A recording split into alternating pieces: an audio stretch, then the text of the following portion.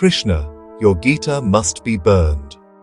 Friends, this was the title of a book written by a Muslim author around the year 1920. In this book, the character of Lord Sri Krishna was depicted in an extremely obscene and disrespectful manner, something beyond imagination. When this book was released in the market, a wave of outrage spread among Hindus. They went to Mahatma Gandhi and requested him to express anger and protest against the Muslims who had written and published it. However, Gandhi dismissed the matter, calling it a case of freedom of expression, and refused to take any action. Subsequently, Champa Lal ji, a learned scholar, wrote another book in response to that blasphemous work. Using the Quran as his reference, he titled his book Rangeela Rasool, the Playful Prophet. But no publishing house was willing to print it, fearing for their lives. No one wanted to risk being killed. At that time, there was a publishing house in Lahore owned by Mahashay Rajpal ji. He decided to publish the book without mentioning the author's name. When the book reached Gandhi, he condemned it in a newspaper article. Following his statement, protests against Mahashay Rajpal erupted across the region.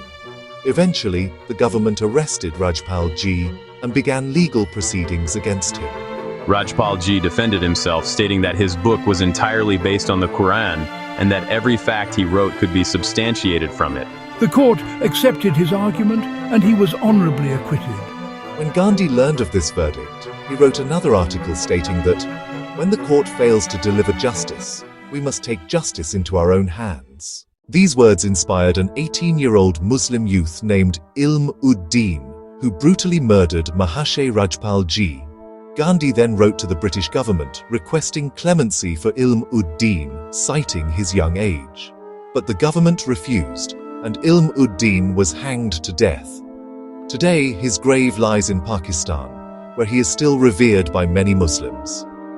When we look back at such pages of history and see Gandhi's double standards, it fills us with anger. Perhaps it was such hypocrisy that led Nathuram Godse to assassinate Gandhi. Gandhi claimed not to believe in untouchability, yet it is said by the elders of that era that he would never eat food prepared by just anyone. So why do we call him Mahatma, great soul, or Bapu, father of the nation? If he were truly a saint or a fatherly figure, he would have treated all people equally in real life.